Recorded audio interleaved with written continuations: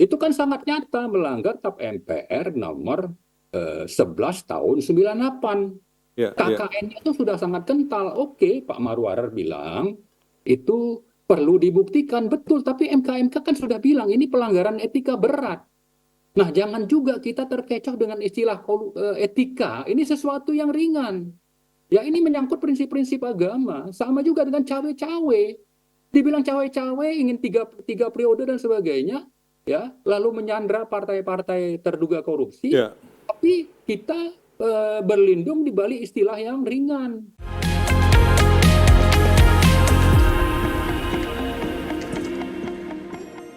Pemirsa, bagaimana seharusnya menempatkan usulan pemakzulan ini dalam konteks kehidupan berbangsa dan bernegara? Saya akan ke Pak Marwan. Pak Marwan, Anda tadi sudah mendengar apa yang disampaikan oleh Bung Ade Armando.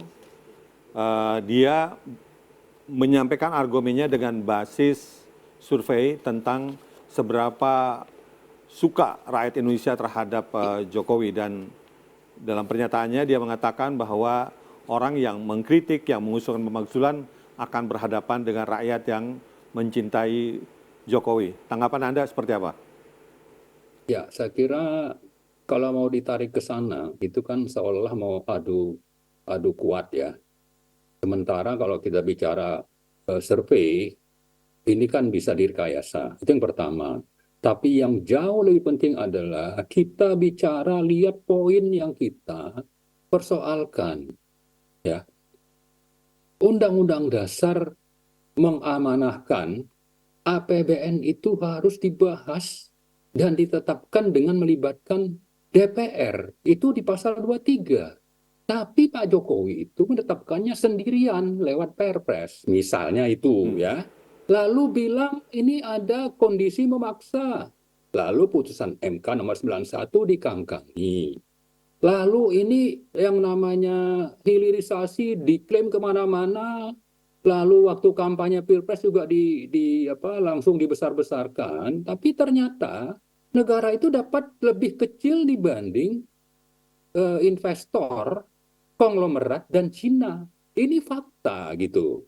Nah, jadi kita tidak bicara hanya pelanggaran hukumnya, dan mestinya kita berangkat dari sana. Lalu kita juga sudah bicara tentang dampak negatifnya gitu. Bahwa kalau ada partai-partai harus mendukung Prabowo Gibran karena tersandra kasus-kasus korupsi, itu sudah tidak bisa dipungkiri dan itu faktual. Nah, hal-hal seperti inilah yang sebetulnya antara lain yang menjadi alasan kita menyuarakan ini. Kita mau negara ini ditegakkan sesuai dengan konstitusi, prinsip-prinsip demokrasi, dan amanah reformasi. Sementara misalnya sedikit kita melihat tentang putusan MK nomor 90 tahun 2023. Itu kan sangat nyata melanggar TAP MPR nomor 11 tahun 98. Ya, ya. KKN-nya itu sudah sangat kental. Oke, Pak Marwarar bilang itu perlu dibuktikan betul, tapi MK kan sudah bilang ini pelanggaran etika berat. Nah, jangan juga kita terkecoh dengan istilah etika. Ini sesuatu yang ringan. Ya, ini menyangkut prinsip-prinsip agama. Sama juga dengan cawe-cawe. Dibilang cawe-cawe ingin tiga periode dan sebagainya, ya, lalu menyandra partai-partai terduga korupsi, Ya, tapi kita berlindung di balik istilah yang ringan. ya. Padahal ini adalah Tadi Pak Marwarar merangkul juga atau menyampaikan bahwa itu bisa jadi mengendalikan, entry point loh Pak Marwan. ya. Soal soal MK itu tadi Pak Marwarar juga menyinggung bisa jadi entry point Pak untuk melakukan Betul. Maksud pengusutan maksud dan saya begini, soal entry point itu kan saya sudah bilang di awal, bisa 7 sampai 10 entry point. Ya, tinggal siapa yang mau mengexercise. Karena politik lebih kental, lalu partai-partai itu tersandra, memang kita akhirnya apatis. Tapi tidak juga dengan begitu kita diam. Maka setiap ada kesempatan kita suarakan ini, dan alhamdulillah Pak Mahfud berkenan menerima kita, maka kita ungkapkanlah itu, dan alhamdulillah juga sekarang bergulir. Jadi kalau bicara bahwa ini ada kepentingan politik mendukung pilpres tertentu, Mungkin ada, tapi jangan lihat itunya, tapi lihat pelanggaran hukumnya dan dampak negatifnya yang sudah dirasakan bangsa dan negara. Itu yang lebih penting. Lalu jangan juga dikait-kaitkan, ini butuh lama. Betul, tapi pelanggaran ini harus segera diproses. Seperti itulah sikap kami, maka silakan saja kita memang banyak kepala negara-negara demokrasi, ya, tapi negara ini juga pernah mengalami pergolakan reformasi karena apa? Karena sudah bermasalahnya Mas ini soal KKN. Nah, kalau merujuk kepada pernyataannya Bang Rizal Ramli waktu kita mengunjungi KPK melaporkan kasus gratifikasi dari Sinarmas kepada Gibran dan Kaisang, itu Bang Rizal sudah menyebutkan ini KKN-nya ini melebihi Soeharto. Soeharto itu masih butuh puluhan tahun, kalau sekarang ini tidak. Nah, ini ada, bisa dilihat rekamannya gitu. Ya.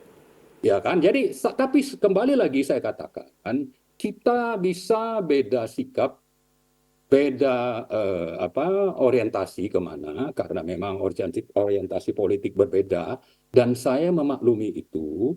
Dan saya juga melakukan, atau kami di Petisi 100 menempuh upaya penuntutan pemakzulan itu juga mengikuti koridor hukum, dan kita juga paham bahwa ini kental kaitannya dengan kepentingan politik dibanding penegakan hukum.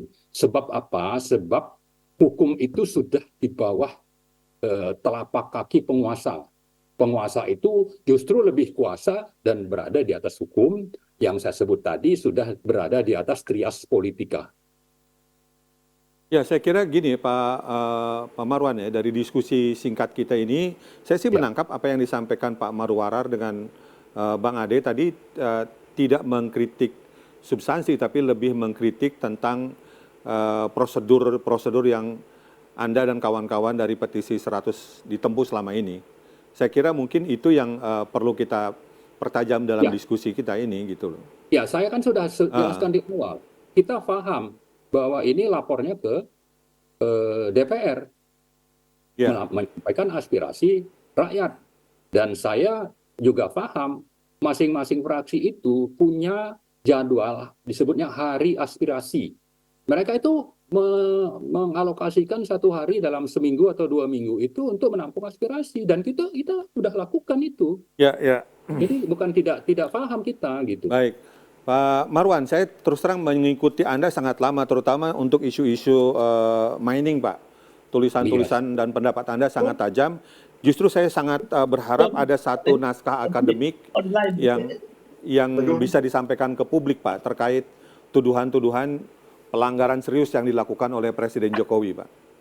Oke, insya Allah nanti kita coba lakukan. Karena yang sangat bagus.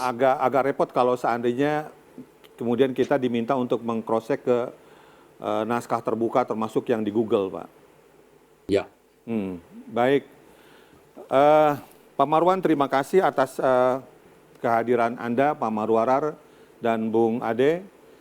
Terima kasih sekali lagi untuk diskusi yang sangat menarik ini. Pemirsa, rakyat sangat berharap pemilu 2024 berlangsung dengan berkualitas. Bagaimana kelanjutan usulan pemakzulan terhadap Presiden Jokowi, kita tunggu saja. Kebenaran harus ditegakkan. Saya Tian Bahtiar, sampai jumpa di episode selanjutnya.